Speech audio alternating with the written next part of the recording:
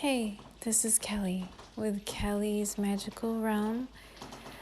It's a really rainy night here tonight, and I thought I would share one of my favorite stories, Peter Pan by J.M. Barrie. I'm reading the section called The Mermaids Lagoon.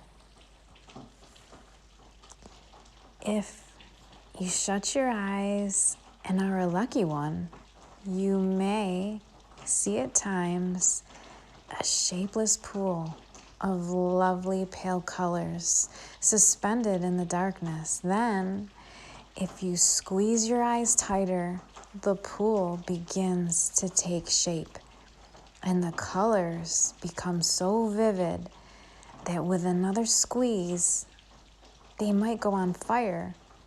But just before they go on fire, they see the lagoon. This is the nearest you ever get to it on the mainland. Just one heavenly moment. If there could be two moments, you might see the surf and hear the mermaids singing.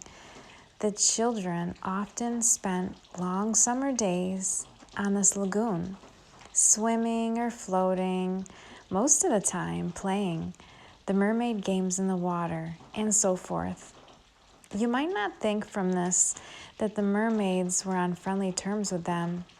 On the contrary, it was among Wendy's lasting regrets that all the time she was on the island, she never had a civil word from one of them.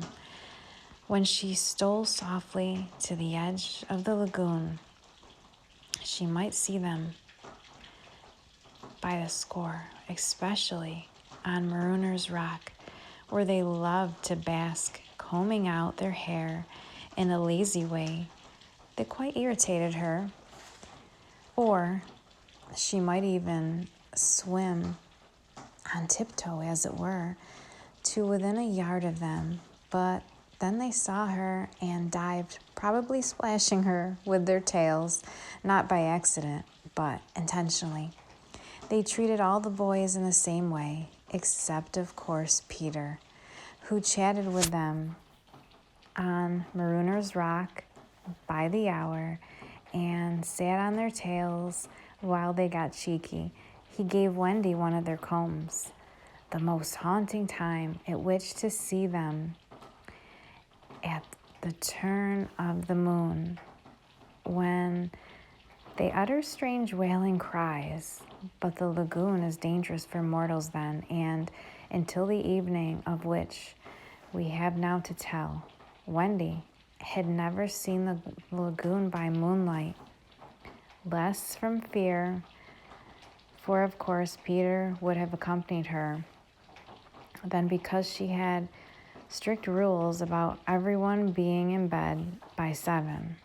She was often at the lagoon, however, on sunny days after rain, when the mermaids came up in extraordinary numbers to play with their bubbles. The bubbles of many colors made in rainbow water they treat as balls, hitting them gaily from one to another with their tails and trying to keep them in the rainbow till they burst. The goals are at each end of the rainbow, and the keepers only are allowed to use their hands. Sometimes a dozen of these games will be going on at the lagoon at one time, and it is quite a pretty sight. But the moment the children tried to join in, they had to play by themselves, for the mermaids immediately disappeared.